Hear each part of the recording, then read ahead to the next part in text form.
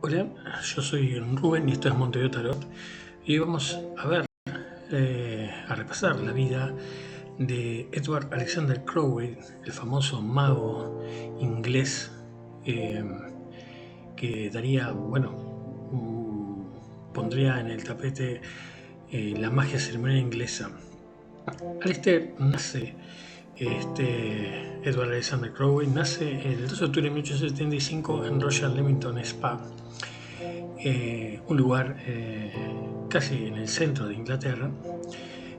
Su padre pertenecían a una familia religiosa muy estricta, los hermanos de Plymouth, y el padre se ganaba la vida y había hecho una gran fortuna con la cerveza, lo cual le permitía una vida holgada y sin preocupaciones a la familia Crowley. Sin embargo, en 1887, cuando Crowley tenía 11 años, su padre fallece de un cáncer de lengua, lo cual hizo que toda la familia se mudara con Tom Boyne Bishop, que era el tío de Alistair, que lo odiaba profundamente.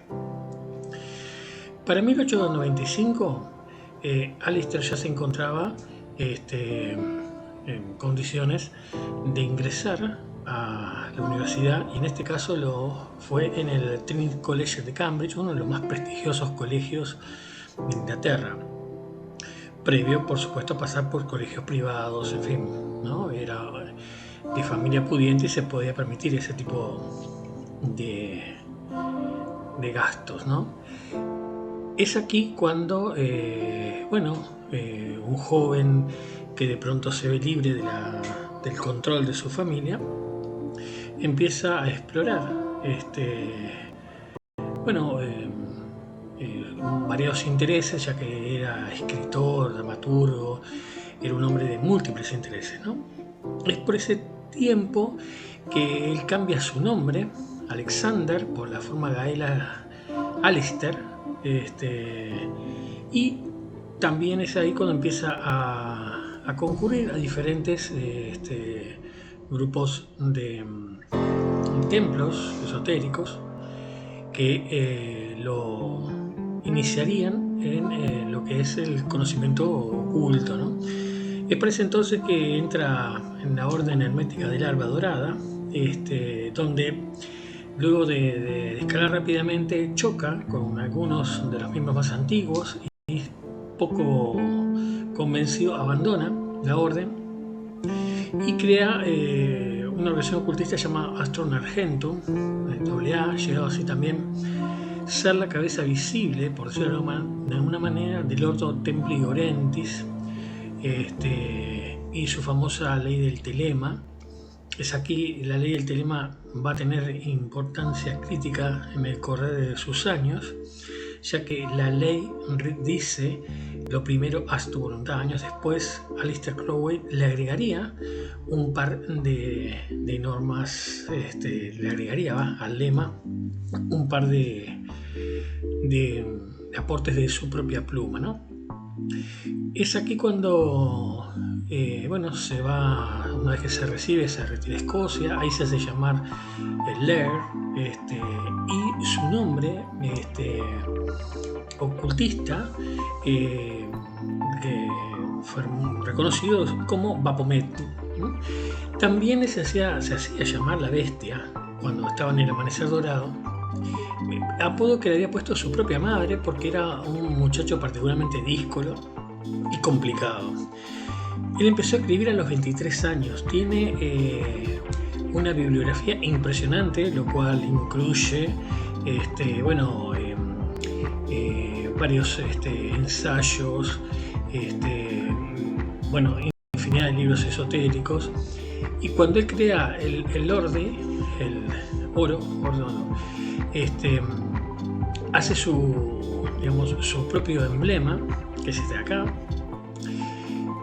Era un joven brillante, pero aparte que, liberado de esas trabas, de esa familia particularmente controladora, empieza a experimentar con drogas y un montón de otras cosas que lo llevarían eventualmente a expandir su área de conocimiento No se olviden que era un hombre de un gran poder económico, entonces se permitió viajar por casi todo el mundo, ¿no? Escribió, sobre prácticamente todo, ¿no? Escribió de los 23 hasta los 72 años, prácticamente sin detenerse. Entonces hay un montón de libros que llevan su nombre. Entonces, por ejemplo, tiraron sobre magia, esoterismo, poesía. Incluso tenía muchos otros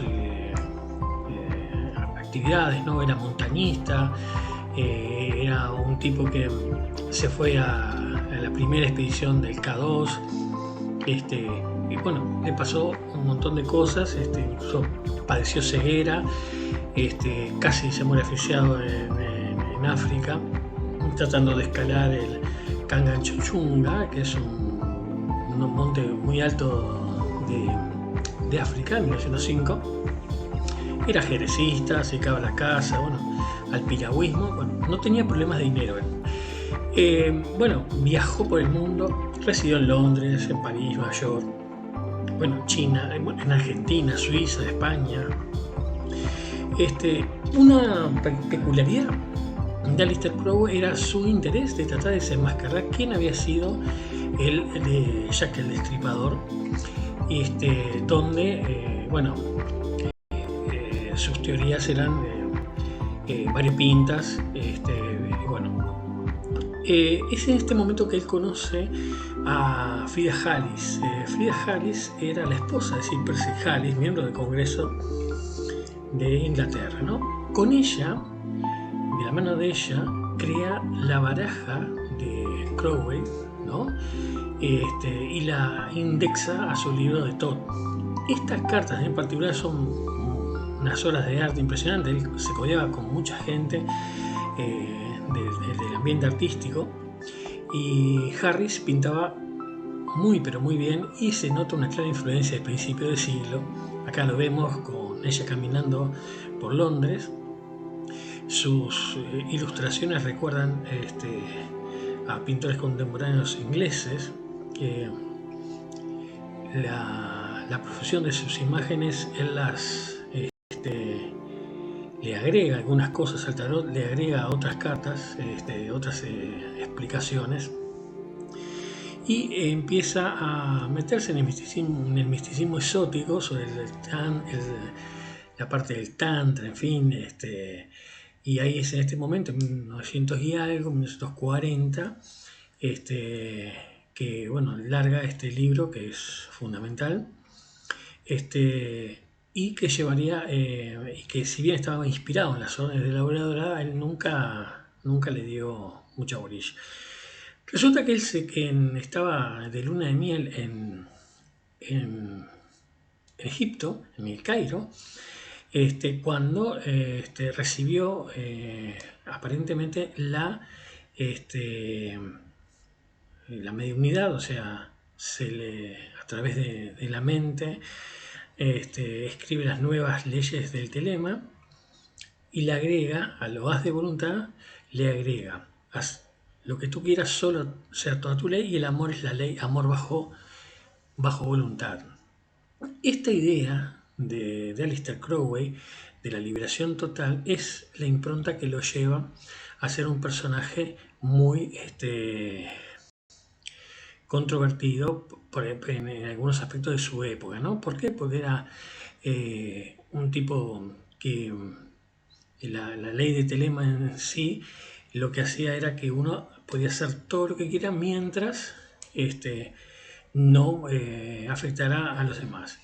Esta es la abadía de Telema, fundada en 1920 y 1923. El nombre viene de una sátira de francés Renoir de Gargantúa y Pantagruel, donde el abad de Telema describe a su abadía como un antimonasterio, es decir, donde las vidas de los monjes no se rigen por leyes o reglas, sino por la propia voluntad de hacer. En esa utopía, que después va a ser rescatada por los hippies, pasaron varias cosas, entre ellas que uno de sus seguidores muere por intoxicación de agua y son expulsados después por los fascistas de Mussolini. La vida de este hombre particular, que le rediseña un montón de cosas y escribe libros y libros sobre lo que es el saber hermético y la magia ceremonial. De hecho, fue nombrado un gran mago ceremonial. Concluye su vida. Este es un libro donde él habla sobre su experiencia con las drogas. Fallece en Hastings, en una pobre hostal, debido a una infección respiratoria. Algunos dicen que, bueno, había sido fiebre tifoidea, en fin, porque por la tremenda, por su elevada temperatura que levanta en momentos previos de su fallecimiento. Queda, digamos, la contracultura telémica que él funda, va a dar obviamente origen al movimiento hippie. Era un hombre que era bisexual, y en su época eso era prácticamente algo impensado. Y bueno, su muerte, que según relata John Simon, él le agarra la mano con fuerza al enfermo antes de morir y le dice: estoy perplejo. En realidad, su muerte, más allá de todo impreciación, los médicos le diagnosticaron una generación de miocardio y una bronquitis aguda, por eso su temperatura tan alta. En el momento de su muerte, cuando él fallece, sus discípulos leyeron parte del telema, de esa controversial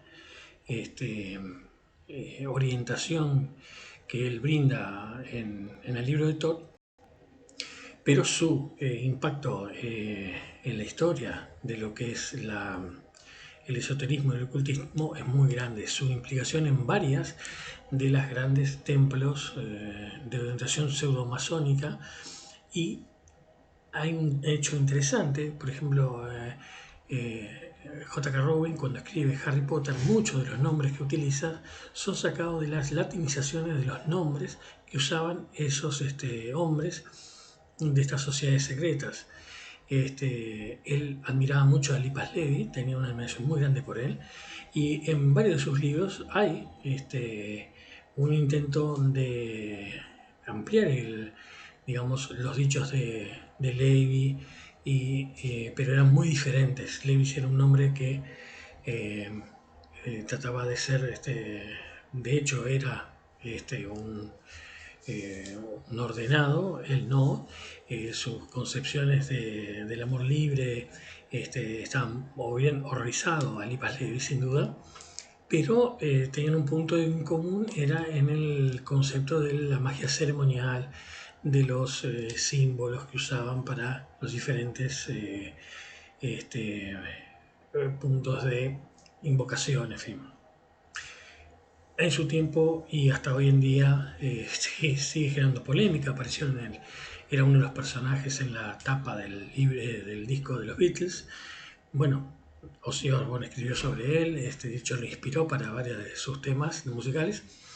Y fue considerado también por sus contemporáneos como un charlatán, en fin, un mentiroso, teniendo en cuenta sus apreciaciones a su pensamiento. Bueno, entonces dejamos por acá, nos veremos la próxima semana, y les agrego el link donde pueden ver la historia de Lipas Levi por si es de su interés. Acá es Rubén desde Montevideo Tarot, nos estamos viendo, hasta la próxima semana.